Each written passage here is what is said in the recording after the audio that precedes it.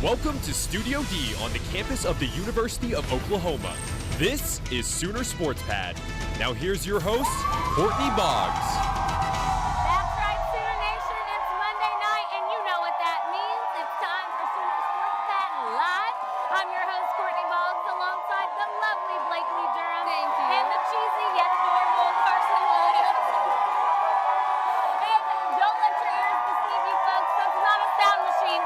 That's our live studio audience. Guys, who's with us tonight? We have the wonderful OU Chi Alpha Campus Ministry Group joining us tonight. Guys, thanks so much for being with us. That's a heck of a crowd right there. Tough to live up to last week, but they're doing a great job.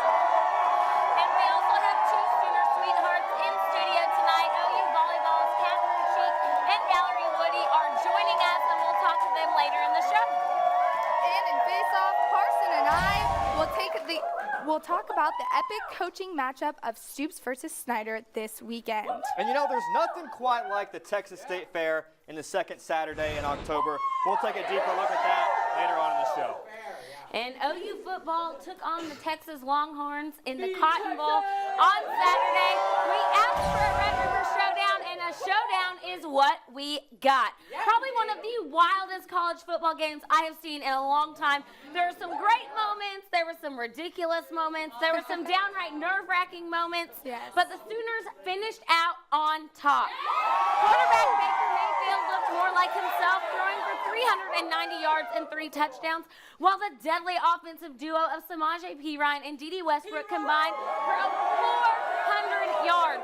On the defensive side of the ball, OU suffered some unfortunate injuries, but even with a patched-up defensive scheme, the Sooners D held their ground. Quarterback Jordan Thomas brought some intensity to the secondary that OU desperately needed, and the Crimson and Cream edged out the Hook'em Horns 45-40. Was also a huge part of that defense on Saturday. Our own Blakely Durham met up with him earlier today. Check it out. I mean, as a player, it makes me feel very confident in myself, you know, because I've been wanting to make these plays for, you know, a long time. And now that it seems like things are starting to come my way a little bit, you know, I'm starting to get the chance of getting more turnovers. So it's pretty good. And with Ahmad Thomas going down, what kind of a leadership role did you have to take against Texas? Basically, I mean, I wouldn't say just me, but me and JT had to make sure that all the DBs were all synced in, dialed in. You know, we had two new guys or 3 new guys that were in, and we had to make sure everybody was on board. And with so many new guys coming in and filling in for injuries, how do you get the confidence to grow and keep growing for the defense going into this week against K-State? I mean, basically, we just keep on growing by just taking every practice just like it was our last. Keep on grinding hard and, you know, making sure everybody's dialed in practice, making sure everybody knows what they're doing. Do you guys have it in the back of your minds, the 55-0 win last year against K-State? Do you want to do it again? Of course we want to do it again, but we already know this is a brand new K-State team. You know, last year we came out with fire, but we're not thinking about last year. We're thinking about this year. All right. Well, good luck this weekend. Sounds good. Thank you so much. We are seeing some of those loose ends finally come together for the OU team, although there still is some room to make improvement. So after watching them on Saturday, what are your thoughts heading to the rest of the season? Carson? Well, you know, the first half, the OU defense looked about as good as they have looked Yes. all year, namely Jordan Thomas. Jordan Thomas, you know, the Sooners got complacent in the second half after going up 42-27. OU seemed to kind of check it in on the defensive side of the ball. Down the stretch, though, Texas cut it to 5, made the Sooners more uncomfortable than they should have been. Right. You know, we've seen some good flashes from Mike Stoops' defense this year, but more often we've seen inconsistency and a great deal of confusion, you know. But when they do look good, it's quickly wiped away, and the Sooners have a hard time finishing strong on the defensive side of the ball. They've improved a bit from where they started from at the beginning of the year, notably against Houston and Ohio State, but they're still a ways from where they want and need to be. They had a lot of injuries, though. They had a lot That's of young true. guys They did. playing. They So did. they did well, and they got Yep. the win. Well, my take from this week's game was that my keys to the game last week in face-off were pretty spot on. Oh, really? Right? So Really? take a listen to this. I think the key to beating Texas is maintaining the run game and continuing to get those big plays. Yes, that's right. So maintaining that run game and the huge plays for the Sooners were huge. Dede Westbrook and Samaje Perine were players of the game, and they were exceptional. I'll talk more about Westbrook later, but Samaje Perine was on fire Saturday. He had 35 rushes for 214 yards, mixed Carson added 56 to that. So like I said before, if those two combine for 200 yards, the Sooner offense is hard to beat. Baker Mayfield, despite the 2 interceptions, like you said, Courtney had a good game. He went 22 for 31, 390 yards, and 3 touchdowns, all the DD. So overall, a great job by the offense. I really think they were key in getting that big win over Texas. Oh, yeah. So we talked some overall impressions and, discussed some key stats, but who really stood out to you as your MVP of the game? Carson, we'll start with you. Well, I'm going to go back to who I talked about just a minute ago, Jordan Thomas. He had a stellar game. And here we go. We're gonna break down some video. Jordan Thomas, cornerback. The cornerback spot gets a little bit of criticism, but here we go. Jordan Thomas, far side cornerback on the very top of your screen. Let's check this out. He does a great job, plays about 8 yards off the ball to start, but he makes a great play across the middle. Probably stopped a touchdown for Texas late in the second quarter, but then we fast forward just, one or two plays later, same position. He's in the back of the end zone, does a great job looking up for the ball, and a great play on the ball. That's the way the OU cornerbacks need to play the rest of the year, and how they should have played at the first couple games of the year. Oh yeah, he saved 14 points right there. That was awesome. Well, 10 receptions, 232 yards, 3 touchdowns, and Big 12 Offensive Player of the Week, DD Westbrook. You are my MVP. Yes. A 71-yard touchdown catch in the second quarter, and his ability to get open for those big plays these past 2 weeks has been sensational. Look at that. He's so fast. Nobody's even in the realm of him. So he is really breaking out of his shell and becoming a very reliable receiver for this Sooner offense to count on. And that's been something they've been looking for this season. So, like I said, Big 12 Offensive Player of the Week, DD Westbrook, great job. I hope to see you score some more touchdowns against K-State on Saturday. All right, well, soccer and volleyball also had some Big 12 play of their own going on over the weekend. Carson, how'd the cookie crumble for them? Well, for soccer, okay, so Friday, most of us were in Dallas or either, on 35 down to Dallas. But the 22nd ranked women's soccer team was in a battle against the Baylor Bears at home. Baylor scored early, and the Sooners responded with a goal of their own. But in the 71st minute, Baylor's Sarah King broke the tie, and that would be enough as Baylor hands Oklahoma its second straight loss. A little bit of bad news, but we've got some good news. Coming up, OU travels to Stillwater on Friday to play OSU for hopefully a little revenge. Yeah. If they could probably get that win, right? Yeah, for sure. Soccer team's doing well. Well, the volleyball team beat the West Virginia Mountaineers this weekend. Shout out to the volleyball girls. A great and much-needed road win for this team after coming off some losses. Madison Ward was fabulous. She had 18 kills and 11 digs. That's her third double-double of the season. And the volleyball team is 2-3 in the Big 12 and 11-7 overall. So hopefully they can use this momentum from that win to continue to improve in the league. They are back in action Wednesday at Texas Tech in Lubbock at 6 p.m. All right, thanks, guys. We have to take a quick break, but don't go too far. When we come back, Carson and Blakely will be debating who they think will win the World Series. Stay with us.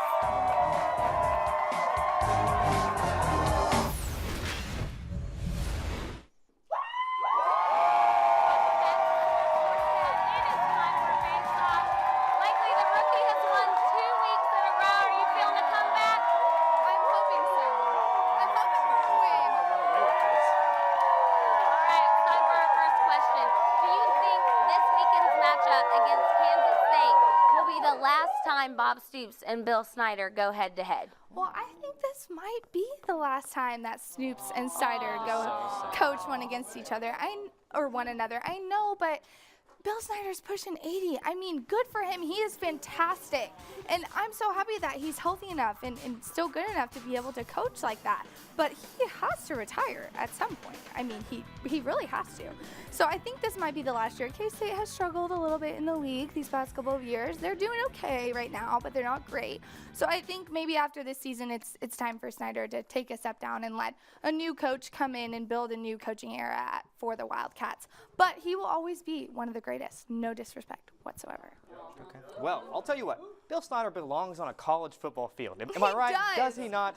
He just turned 77 the other day, making him the oldest coach in the FBS by far. Every year, the question arises whether or not it will be Snyder's last year. I do think he's gotten in the business. Obviously, he has excelled tremendously. but I think he's stuck and doesn't know how to get out. So to answer the question, this will not be the last Stoops-Snyder matchup. Okay. I do think he has a year or two under his belt. He does a great job relating with his players. He loves spending time with them, not only making them a good football player, but a good man. Yeah. And so I think next year, Bill Snyder will be around. So rounds on Bill Snyder next year, because why not? Hey, if he does, he does. That's Yeah. Very great. sweet, Carson. Very sweet. All right, I'm here with my new friend Jax, and he has an audience question for you. Who do you guys think is going to win the World Series? Well, after 108 years, I think it's finally time for the Cubs to win the World Series. Am I right? I mean, I'm not even a Cubs fan, but these fans literally deserve a World Series. It has just been way too long. And they've got a pretty good shot at it. They're leading the Giants right now 2-0 in this series. And they play tonight actually at 8:30 p.m., just in a little bit. And if they win, then they'll be advancing on in the playoffs. So best of luck to the Cubs. I'm rooting for you and the fans as well. I hope they get that win. It's been a long time. It's been a long time. If my least favorite team is Texas, my second least favorite team is the Cubs. So you're gonna go with a team. You're gonna go with a team in the NL. I'm gonna go in the AL. Statistically, the best team in the American League were the Texas Rangers, out of the playoffs now because of the Blue Jays. So for a stretch in the first half of the season, the Indians were on an incredible run. They won 14 in a row, and Terry Francona is the best manager in baseball, just edging Joe Madden from the Cubs. Why? He's won 2 World Series, so he knows how to get the job done. Joe Madden only 1 World Series. They have no superstar, the Indians, or a big-name player, after I learned that Ricky Wild Thing Vaughn is a fictional character. Who knew? But, hey, that's not going to stop Terry Francona. He's a great manager, so watch out for the Indians. Okay, we shall see. All right, it's time to get a little viral up in here. What videos did you guys find for this week? Well, for all of you that think maybe girls can't or shouldn't play football, you should watch this video, okay? Kelly McNamara is the first female kicker in North Penn High School history, and look at her right here, knocking that guy Lay out. out the hit. Oh my gosh! I mean, that's a hit if I've ever seen one. So if someone That hit ever was tells delivered by you, yeah, if someone ever tells you hit like a girl, maybe you should take that as a compliment, because Kelly hits like any guy I've seen. So shout out to Kelly. I'm going to stay on the football field. You know, last week I showed you a video of a Little League catch that was incredible. Well, this week I'm going to show you a quarterback play that's just as good. Okay. Roll the video. Here we go. All right, so USC signal caller Sam Darnold makes the most out of a mishandled ball. And look at the composure and concentration to find the receiver downfield who's able to sneak his way in the end zone. Here we go. Just how they drew it up, right? USC would go on to win. But, hey, Colorado is on their way up. They were ranked.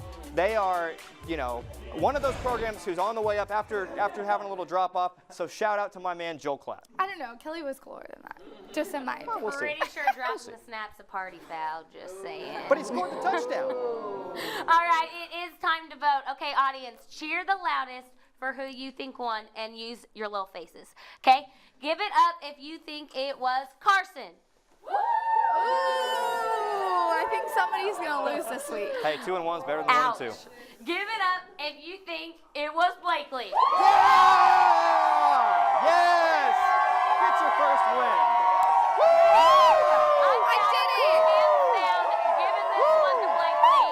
She deserves it. You got your first All right, win. we have to take Yay. another break, but when we come back, we'll take a deeper look at just why the Texas Fair tradition runs so deep. Stay with us. Special thanks to our cornerstone television partners, Chesapeake Energy, Riverwind Resort, Anheuser-Busch, OU Outreach, and OU Medicine. Welcome back. I know this is a little difficult for us Sooner fans to fathom sometimes, but apparently there's more to the Texas State Fair than just the football. Sooner Sports Pad's Catherine James went down to Dallas and got a little deep-fried entertainment while she was at the fair. Take a look. When OU beats Texas, it's a big deal in Sooner country, but that's not the only big event occurring in Longhorn territory over the weekend. OU Texas coincides with the Texas State Fair, the biggest in the U.S. After watching the guys win, I'm headed to the Midway to grab some lunch. Many visit the fair just for the food, the hot dogs, the pizza, barbecue, even seafood. But what foods are attracting Sooner fans? I have a hamburger, a bacon burger actually, lemonade, strawberry lemonade, got a corny dog, 2 corny dogs. They take like graham crackers and chocolate and marshmallows and like just stick it in the fryer. Some corny dogs, fried Oreos, a hot dog. As long as they keep making the pizza better every year, that's all I care about. There's one fried ball of deliciousness that I had to try. Fried Jell-O, Texas State Fair's first place winner of Best Foods, and definitely as unhealthy as it sounds. Okay. And with such a close game, I couldn't leave without asking Texans about their favorite comfort foods. Foods that comfort my loss or sympathy, I like it all. Catherine James, Sooner Sports Pad. Thanks, Catherine. It's now time to introduce some new faces to the Sooner Sports Pad fandom. Please welcome Catherine Cheek and Valerie Woody. Thank you guys for joining us tonight. Appreciate you having us here. Appreciate you coming here. Now, first off, you guys got the win against West Virginia, 3-1. So how did that feel for you guys as a team? It was really good. We actually played them twice, so we played them on Friday and on Saturday. So it's tough to come out and beat a team once, let again right after you just played them. So it was a good game. I'm glad we came out with them. It just felt really good to be out there and beat them. I mean, we beat them last year, so it wasn't like anything new, but.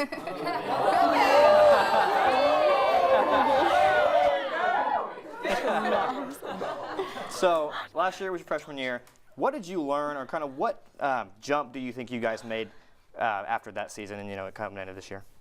It was definitely a learning experience, I think, for all of us freshmen coming in. We had really good leaders like Julia and Kira, and they're gone now, but they definitely helped us grow to be better players, and we had a really great start to our season this year, so. Yeah, I think we just grew a lot as a team. We didn't start out as strong last year, and this year we've kind of found our groove more, and we just clicked a lot more. Now, what are some things you guys are focusing on this week heading into Texas Tech on Wednesday? Well, last year we fell to Texas Tech at their home, and it was made very clear for us players and from the coaching staff that would never happen again. So I'm looking forward to Wednesday night. I think we're going to come out fighting, so it'll be a good game. Yeah, I think it's going to be a really good game. I know Texas Tech is pretty good this year, but I still think we can come out and beat them. We've been practicing really hard for it, and I just think we're going to be able to get the win this year. Yeah. So you guys have a good mix of upperclassmen and underclassmen. Is that beneficial for you now, or do you think it could be in the future? Yeah, I think it's kind of always been like that. They do a really good job in recruiting and making sure it's kind of equal. But yeah, we're always really blessed to have really great seniors and juniors that are really strong leaders and captains. So it really helps us freshmen and even us sophomores grow to be even better when we get in that spot. Yeah, I agree. Having them there helps us be what we need to be when we're in that position. So, I mean, we're graduating 6 this upcoming season, so that's going to be hard, but I think they've helped us grow to where we need to be. Well, Courtney has an audience question for you guys. I'm here with Ronald, and he has a question for you guys. Why did you choose the University of Oklahoma?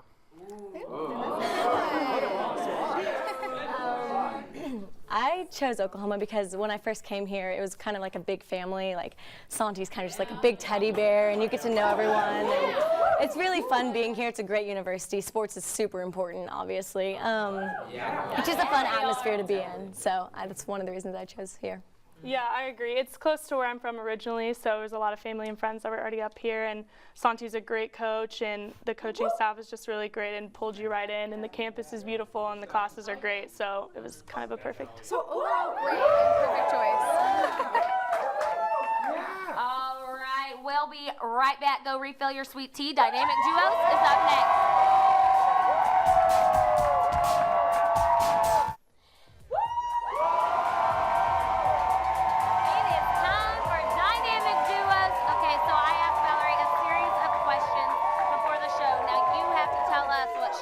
Sound good? Yeah. All right. You guys can do it. It'll be great. Question number 1.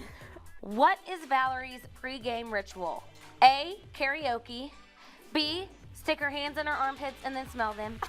C, locker room dancing.